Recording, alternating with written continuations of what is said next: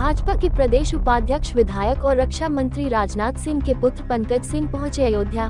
शहर के civil line स्थित एक होटल में की प्रेस वार्ता में पंकज सिंह ने इंडिया गठबंधन पर साधा निशाना। कहा, लोगों की भावनाओं के साथ खेलना समाजवादी पार्टी और कांग्रेस का स्वभाव रहा है। चुनाव में इनके यहाँ नेता और नेतृत्व बदलता रहता है। जनता पीएम मोदी पर भरोसा करती है और वे संविधान का सम्मान करते हैं। उसी के दायरे में काम करते हुए अपने देश को आगे ले जाने का कई बार संकल्प ले चुके हैं। यूसीसी पर बोल पंकज सिंह। कहा, ये सिर्फ भावनात्मक नहीं है, ये देश के लिए आवश्यक है। हमारे देश के संसाधनों का सही उपयोग हो, इसके लिए भी यह आवश्यक है। एक अच्छी परंपराओं से प्रेरित ये यूसीसी आएगा, क्योंकि ये हमारे देश को विश्व का नेतृत्व करने के लिए तैयार करेगा। विपक्ष ने हमेशा भाजपा को रोकने का प्रयास किया है, लेकिन कहां रोक पाया। इस बार भाजपा 400 पार करेगी। सपा और कांग्रेस पर कोई विश्वास नहीं करता, यह अपनी जाति मजहबी सोच के ऊपर उठ ही नहीं पाए। यही कारण है ये चुनाव के समय गाजीपुर में मुख्तार अंसारी के घर पर जाकर ध्रुवीकरण करने का प्रयास करते हैं। इनकी सोच साफ है। जहां तक प्रधानमंत्री नरेंद्र मोदी की बात है, उन्होंने 140 करोड़ की जनता को अपने परिवार के रूप में स्वीकार किया है। उन्होंने सभी वर्ग के लोगों को आगे बढ़ाने का संकल्प लेकर देश के सामने पेश किया है। चुनाव को लेकर विपक्ष क्या कर रहा है, इससे भाजपा से कोई मतलब नहीं है। हमारे लिए ये चिंता का विषय नहीं है। हम अपने कार्यकर्ताओं की मेहनत और परिश्रम पर भरोसा करते हैं। जनता का जो भरोसा और विश्वास है, जो स्नेह है, वो प्रधानमंत्री नरेंद्र मोदी के प्रति है, उसे पर मैं विश्वास करता हूँ। प्रेस वार्ता में सांसद व भाजपा उम्मीदवार लल्लू सिंह, जिला पंचायत अध्यक्ष रोली सिंह, भाजपा जिला अध्यक्ष संजीव सिंह, महानगर अध्यक्ष कमलेश श्रीवास्तव, अयोध्या विधायक वेद प्रकाश गुप्ता, पूर्व महापौर ऋषिकेश उपाध्याय व अन्य भाजपा नेता मौजूद रहे।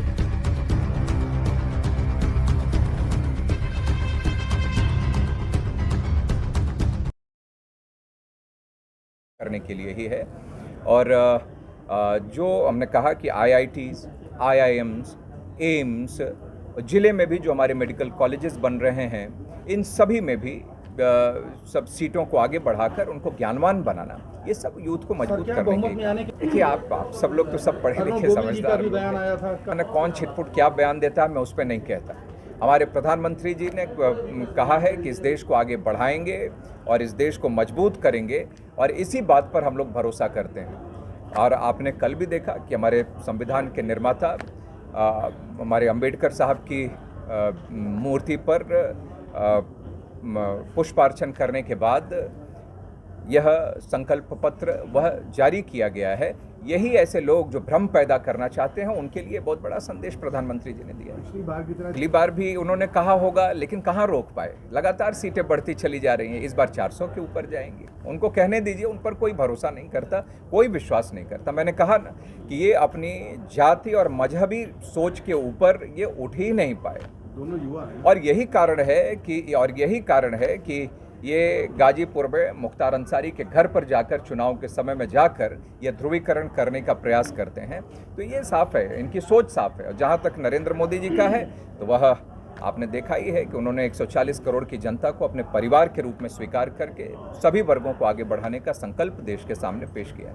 जिस तरह से अचानक, अब इसके बारे में तो अब वो लोग ही तय करें कि विपक्ष क्या कर रहा है। ये हमारा हम कोई चिंता का विषय नहीं है। हम अपने कार्यकर्ताओं की मेहनत परिश्रम पर भरोसा करते हैं।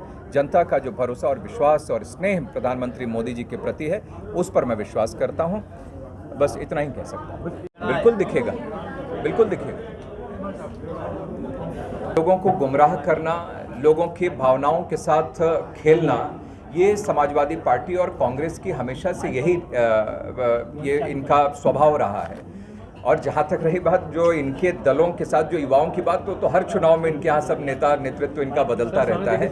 लेकिन आप जनता जानती है कि नरेंद्र मोदी जी पर पूरा भरोसा करती है और जानती है कि संविधान के प्रति कितने वो सम्मान वह करते हैं, और उसी के दायरे में काम करते हुए अपने देश को आगे ले जाने का संकल्प प्रधानमंत्री जी ने कई बार स्पष्ट किया है। ये सब अलग है ही, ये तो दिखावे के लिए ये सब एक साथ हुए हैं, लेकिन ये अपने निहित स्वार्थ और अपने परिवार, इसके ऊपर इन्होंने कभी सोचा ही नहीं है। जहां प्रधानमंत्री नरेंद्र मोदी जी ने पिछले अपने कई 10 सालों में 25 करोड़ लोग गरीबी रेखा से बाहर निकल कर बाहर आए हैं, और ऐसे में ये कांग्रेस सपा इनके वजह से ही तो बेरोजगारी गरीबी लगातार बढ़ी थी। ये नारा इन्होंने दिया था, लेकिन कभी भी ये गरीबी दूर करने के लिए कोई काम नहीं किया, बल्कि गरीबी बढ़ी ही ऐसे इन लोगों के समय में थी।